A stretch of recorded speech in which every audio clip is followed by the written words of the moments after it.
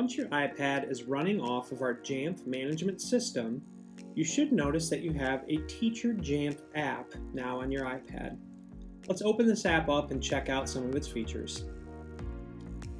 So the main features inside of the Teacher Jamf app are your classes, lessons, messages, my resources, app requests, app updates, and the Jamf help guides.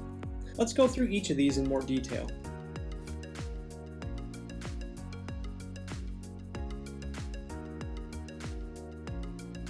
You're going to notice that you have several classes that have been imported from Infinite Campus. Mine looks a little bit different since I do not have any classes in Infinite Campus. I just have this Apple Classroom test group. You may notice in this section that you have a lot of different classes being imported in from Infinite Campus. We are currently working on a way to clean this section up and minimize what you're seeing. Once you're able to locate your classroom inside of this area, you're going to see all the students that you have associated with that class, and then you have your toolbar up the top. Inside of this section you can do lots of different things like start any lessons that you've created, place restrictions on the whole class, groups of students or individual students. We can lock different apps that we have. We can block certain websites. I can grab my students' attention by locking their iPads and placing messages on their screen. I can help install apps on my students' iPads so they don't have to do it. I can send direct messages to the entire class, groups of students or individual students, and I can turn their Bluetooth off and on. Since I'm viewing all of the students in my class, if I were to select message, I would be messaging the entire class. If I wanted to do something on an individual basis, I would go to a particular student and then I would be able to do certain things just for that student. So if I wanted to message just this student, I would come into their section. You may notice that I have this little icon associated with many of the tools in this area. Since I am just looking at a test classroom that doesn't have actual students, it's blocking me from going into this section. You do have real students from a real class, so this little icon should not be appearing on any of your tools and you have access to all of these things.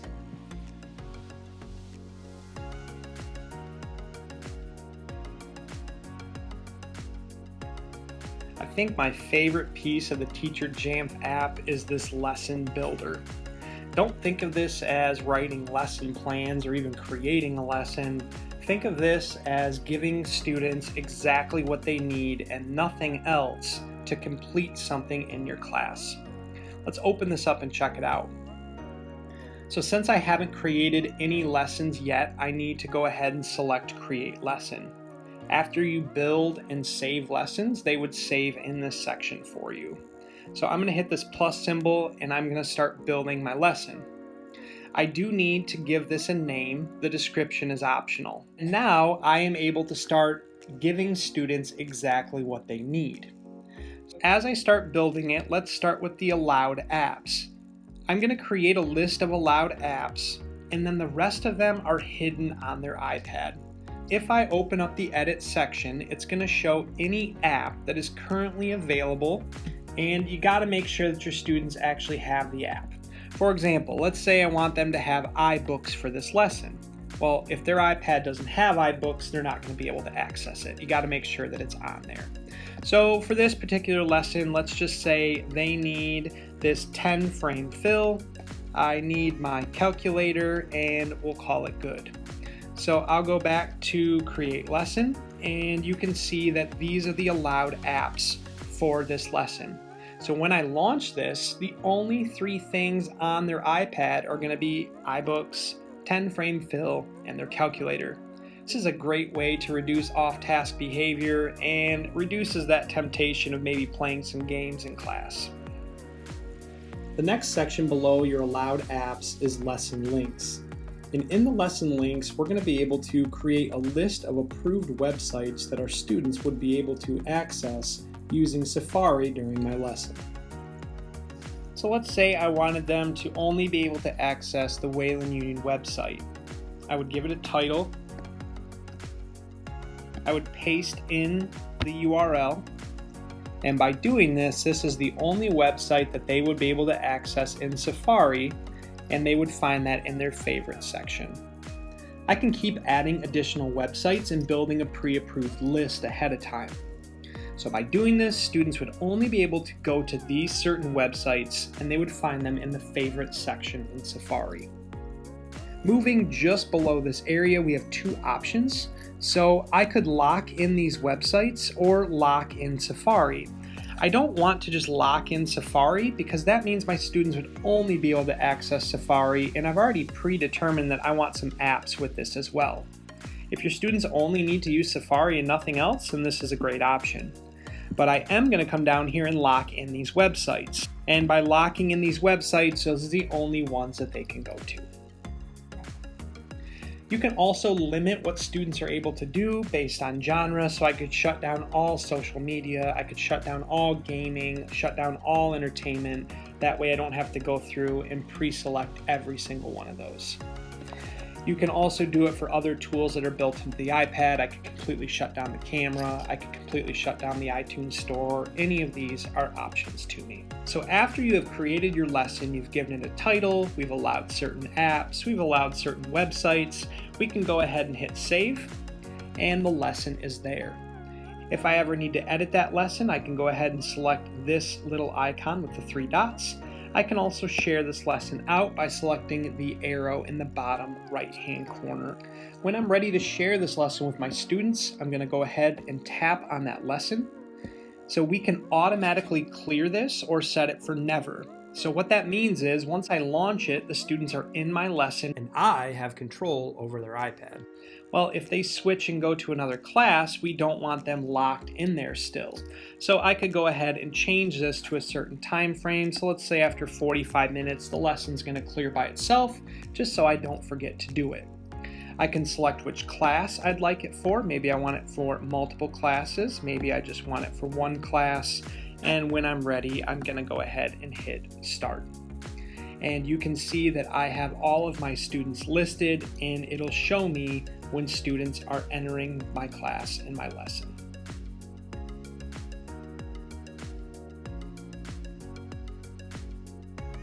In the messages section on the Jamf app, I have the ability to message my class, groups of students, or individual students.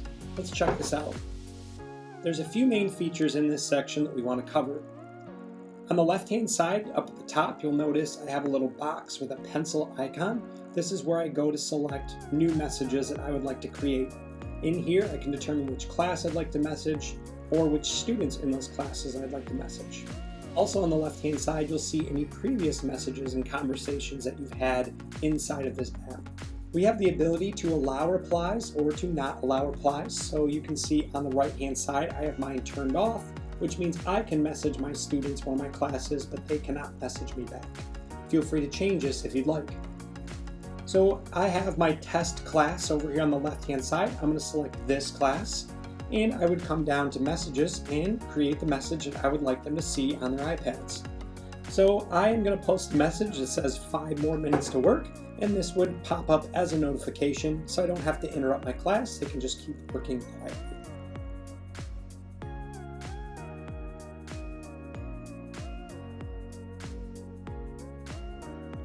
In the My Resources section, we are going to be able to see any apps that are currently available to us, along with documents and other important information we can push out to students. When we go ahead and open this up, I am able to search for certain apps. I can see apps that are available to me, just like we used to be able to see on the app portal. I can see any documents that may have been put on here. If you want an iBook put on here or a PDF, that can be done and your whole group can get it. And you're not going to see a whole lot of information in the profile section. Pretty much, you're going to focus on apps and you're going to focus on documents. Anything that is in here, I can go ahead and select Get, and I can have that placed on my iPad. The same goes for students.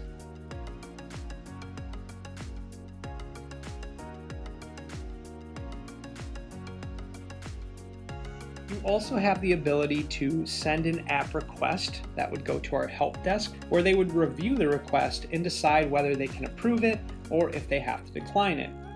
If you find an app that is a paid app, you're more than welcome to send in that request, and if we have licenses already for it, we can go ahead and add that to student devices.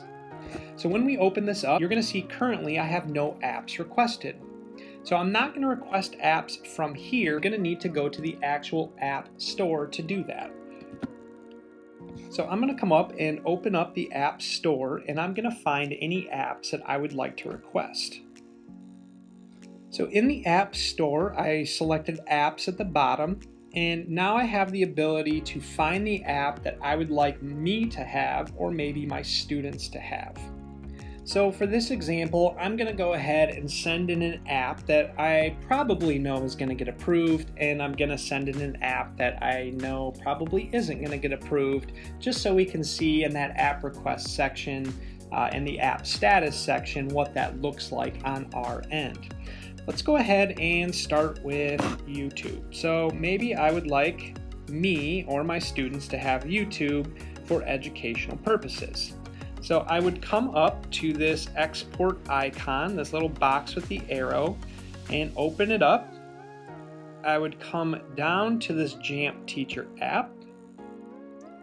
I would then select which class or classes my students need the app in. So I'm going to go ahead and select this class, and I want it to go to all students. So I would send this in and submit it, and the help desk would determine whether or not they could get licenses for this app, and if they approve it, it would go to every student in this section. I'm going to complete this same process for an app like TikTok that I know is going to get declined. So again, to request an app, I would select the app that I'd like, head to export, and find the Teacher Jamf app. And once I submit this request, the help desk will determine whether or not we can place this on our devices. After using the App Store to request apps, I can then come back to the Teacher Jamf app to see the status of those. The status of apps that we requested are housed in App Request. If I were to open this up, I can see that I requested YouTube be placed on my student devices and TikTok be placed on my student devices. So as of right now, both of these are pending, and I would be able to come back here and check to see if they were declined or if they were approved. After giving this a little bit of time for the help desk to determine whether or not we can add these apps to our iPads, you're going to be able to see whether they were approved like YouTube was, or if they were denied like TikTok was. Sometimes you'll even see a comment of why this was declined. So currently, I should have every student in that section that I requested YouTube, they should all have the YouTube app now placed on their devices. TikTok was blocked, so this one would not go through.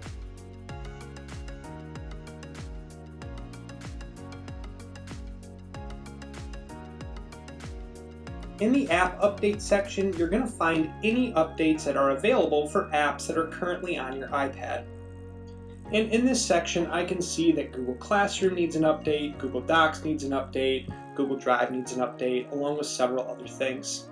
So I could select individual apps to update, or I could come up here to select all, and it would update everything that has an update.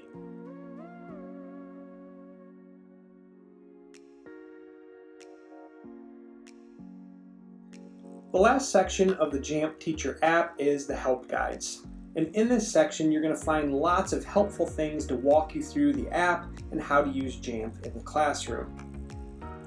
So inside of here, they break this down into certain categories. Feel free to look through here and see if you can find anything useful if you're stuck. If you can't find something in here or need help finding something, as always, feel free to reach out.